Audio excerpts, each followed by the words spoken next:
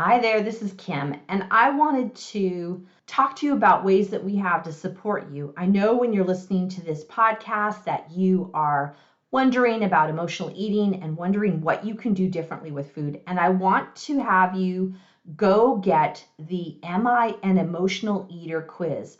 This quiz is so helpful to help you determine what's going on for you, how food is affecting you, and then what you can do about it. Go to my website, feedyoursoulunlimited.com, and click on the link for the Am I Emotional Eater quiz. I know this quiz will help you get on the right track with food.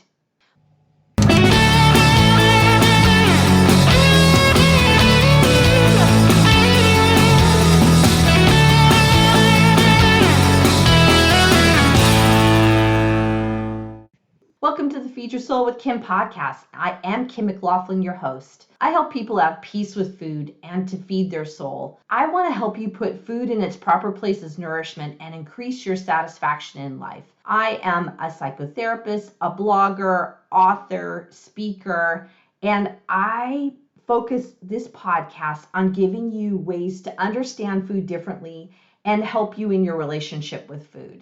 You can find out more at feedyoursoulunlimited.com. Hi, everyone. I'm so glad you've joined us for this edition of the Feed Your Soul with Kim podcast, because today we're talking about something very current that's going on. I call it the Holiday Trifecta, the candy edition. And every year I talk about in my blog, on my podcast, with all of my clients, I talk about what I call the Holiday Trifecta. And that is the time between October the 1st and December the 31st where we are inundated with food. We're inundated with food that is different than what we have during the rest of the year. And what I notice is that there's a lot of concern about overeating, concern about emotional eating, concern about gaining weight. And this all leads to dieting in January. So it's like the setup, the 3-month setup of overeating. And sometimes we'll go into this time period with kind of an abandon of, oh, what the heck, I'm just going to eat all I want to eat. And then come January 1, I'm going to diet and lose all the weight, or I'm going to regain, quote unquote, control over food then.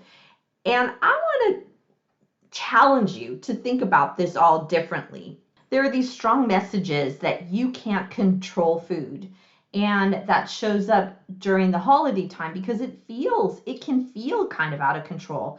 And then the message come January 1, the way you are supposed to control it then is to diet. So we have that binge diet cycle going on that's hard to get out of.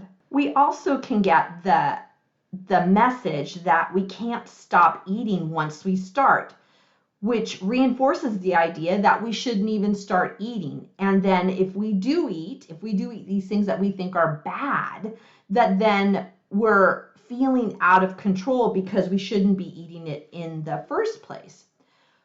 Also, we know that overeating is super pleasurable, and it's been the way that we've coped with different issues in life. It's the way that we react if we're happy, if we're excited, if we're sad, if we're lonely, if we're angry, that eating helps us cope. That just is something that's happened. And so these are things that happen over and over, and they show up a lot during the holiday time.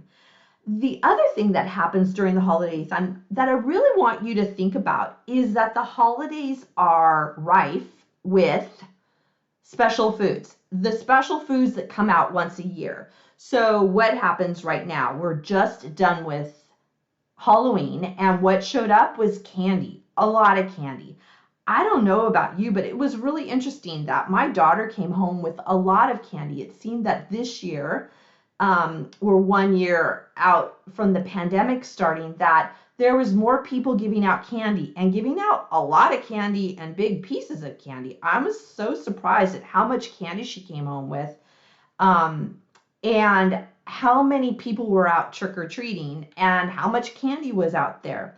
This is that once a year thing where we have we buy the bags and bags of the little candies, all the little candies that we like, or maybe we buy the little candies that we don't like because we're afraid to have them in the house. But this is the one time of year that candy consumption is huge and socially acceptable, that we just allow binging on candy on Halloween. It's very normal to have that happen. The other thing that happens once a year is these special foods come out. There's a lot of places that have special types of food. It's the once a year thing. And so there's a big lookout. One is pumpkin spice latte.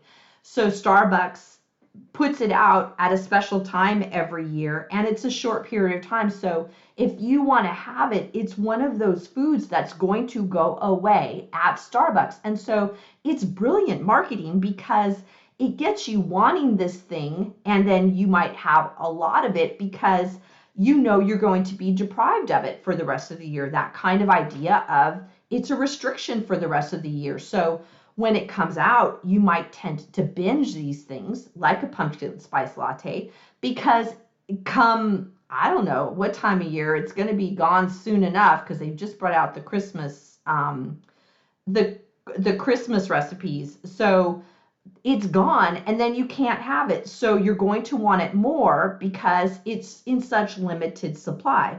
There are other special foods that we bring out this time of year: the cookies, the holiday cookies, the cheesecake, turkey, gravy, ham, rich foods, lots of things that we don't have every year.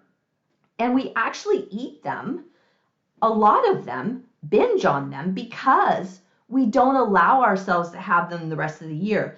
It was really interesting to me that I really came into realizing this a few years back about Thanksgiving, and that I would think that about the special food that we had at Thanksgiving. And I realized that like all the foods that we have at Thanksgiving, we could have all throughout the year and really make it a not so important food, that it's just something that we do all throughout the year. And then we don't have to deny ourselves, because what happens is that when these special foods show up at this holiday trifecta time, October 1 to December 31st, these foods show up that we've denied ourselves all year. How often do you have a full turkey meal during the rest of the year outside of Thanksgiving? It's not very likely. So what happens is that in effect, we are denying ourselves throughout the rest of the year of these foods, and then we actually binge on them and overeat them because we've been denied them for so long. What we know through the research about habituation is that the more we're allowed to have these foods, that the less they have control over us. So literally, if we allowed ourselves to have candy, turkey, cheesecake. I mentioned cheesecake because I like cheesecake, so that's on me. But if we were exposed to them more, or had access to them more often throughout the year, they wouldn't have such a draw for us this one time of year, and then we wouldn't be binging on them because they wouldn't have that big of a grasp on us.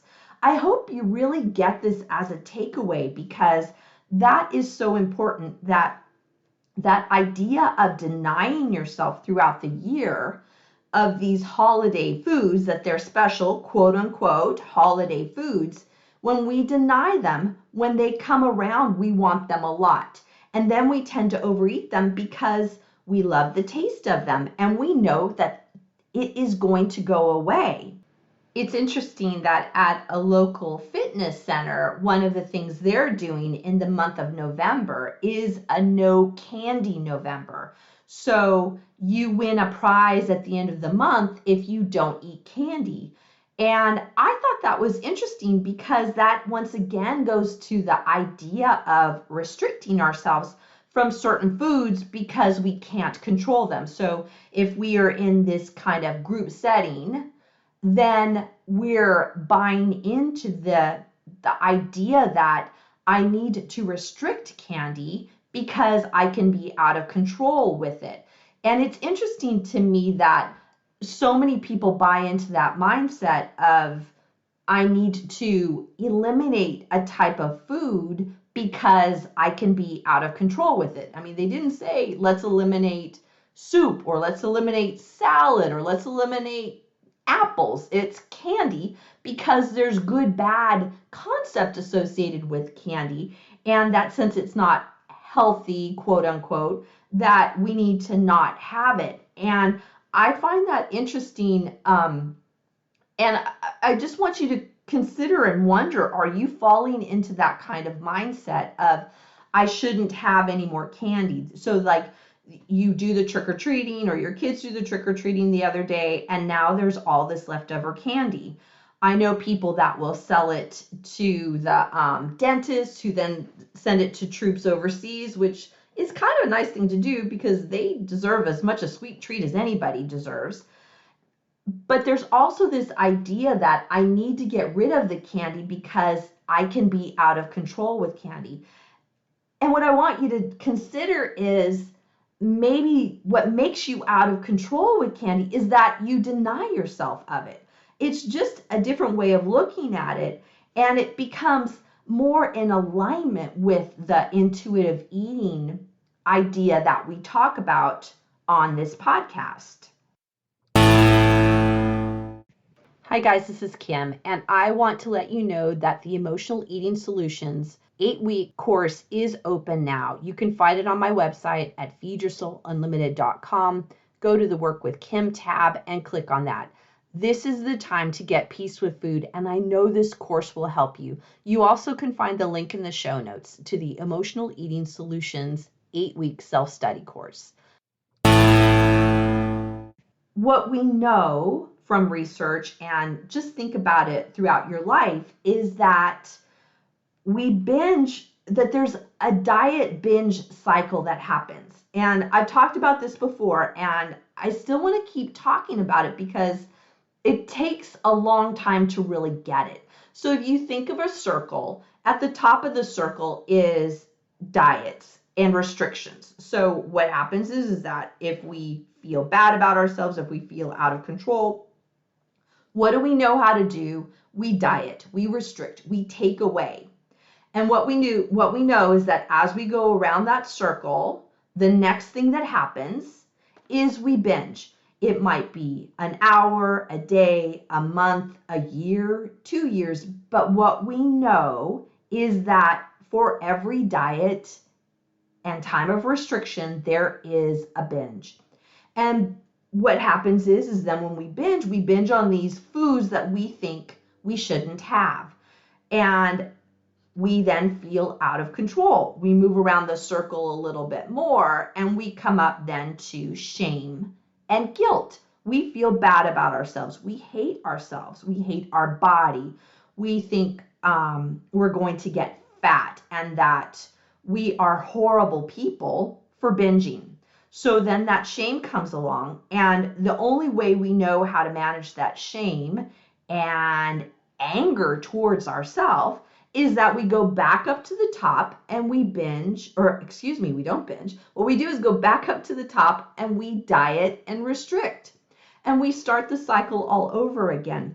What I want to do is help you get out of that dieting binge cycle, because it just is a circle. It goes around and around and around. And until you jump off of that way of being, you're going to continue doing it. And it's becoming harder and harder to notice what are diets, because they're getting they're touted as being healthy, a healthy lifestyle, a healthy way of eating.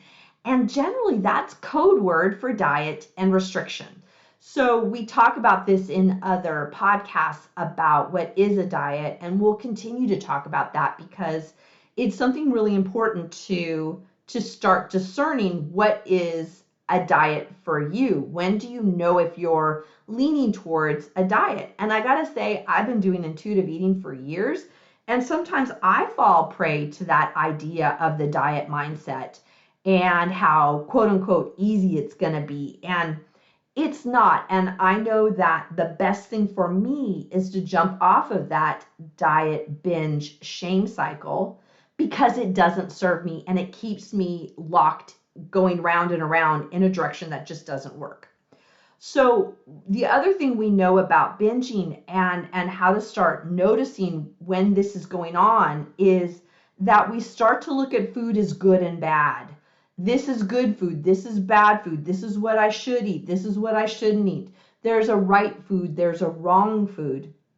There's healthy food. There's unhealthy food. And we think that if we eat these certain foods, that the outcome will be that we'll get fat. So I have to avoid this bad food because I'll get fat from it, or I'll feel bad about my body, or I'll be out of control and I can't stop. So we tend to want to keep that bad food out of our out of being in front of us. Earlier I just talked about that fitness center that's having a contest to not eat candy all month. That is because they're calling candy bad food. And what we know is that when we start calling it bad, ultimately we'll want to have it, because calling it bad and not having it is a form of restriction. And we're ultimately going to have it. So what I look to do with people is to help develop this idea of peace with food and this way of being of peace with food. And it's very, very doable. So let's talk now about what we can do to get off of this holiday trifecta of candy being a bad food where we can't have it or we can't have it around. What I want you to do is to, one, start being curious. I want to have candy right now. I wonder what's going on. Am I really wanting it? And I responding because I've not allowed myself to have it before? Is it that I'm scared about it? Am I concerned about having it? Am I sneaking it and trying to not let others know that I'm eating? And begin to have this kind of inquisitive style about what you are thinking of eating, most especially when it is the bad food, the wrong food, the unhealthy food, the fattening food. And I'm putting quotes around all these words as I'm sitting here, and you can't see that, but like they're quote unquote bad, quote unquote wrong, quote unquote unhealthy. It's this idea that our society has put forth that we believe then gets dealt with come January 1 through a diet. And if it really got dealt with, we'd never have to go on a diet on January 1 again. The diet would be done. And that's not how it works. That's not how it works, because the cycle keeps being, it's a repetitive cycle. It's a repetitive cycle. So I'm saying one thing to do is to be curious to help you get off of that diet, binge, shame cycle. So ask yourself a lot of questions. The second thing I want you to do, and this is super radical, very radical, and I want you to prioritize having pleasurable food. Eating foods that you love, eating foods that are yummy and taste good and feel lovely in your mouth and in your body and just make you feel fabulous. So eating what you love can be scary. Eating what's pleasurable can feel scary because you might then think, well, Kim, I'm going to get out of control. I'm going to overeat. I'm going to binge. Well, if you're allowing yourself to eat pleasurable food, you're not going to be binging because you're allowing yourself to have pleasurable food. People will think that if they eat pleasurable food, that it means that every day they're going to have whatever, sweet things or cookies or whatever thing that they think they binge on all the time. And what we know through our research on habituation is that the more you're exposed to the food, allowed to have it if you want it, the less you actually want it, because it will be one of the many types of food and kind of food that you can have throughout the day, and it's not that big of a deal. It won't be like candy on Halloween where it's this one day we feel out of control, or Thanksgiving where the one day we feel out of control with food, or pumpkin spice latte where this one short period of time is the only time we can have it, so we've got to get as much as we can because it's going to go away. If we prioritize pleasurable food, it becomes a normal part of life and it becomes part of what we just do. So that is what I'm going to encourage you to do as your doable. We always have doables at the end of this podcast is be curious. When you're feeling fearful about certain foods, ask yourself what's going on. What about this feels scary? And just be curious about it. And the second thing is prioritize having pleasurable food that tastes delicious, and make that a priority and see how that feels. Get curious about that, about how it feels to have this pleasurable food.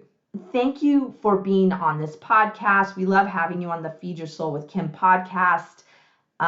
Go to the show notes. We have links to our Emotional Eating Solutions Do-It-Yourself course, to the Am I an Emotional Eater quiz. These are things that can get you going in a direction that's different from how you've been interacting with food.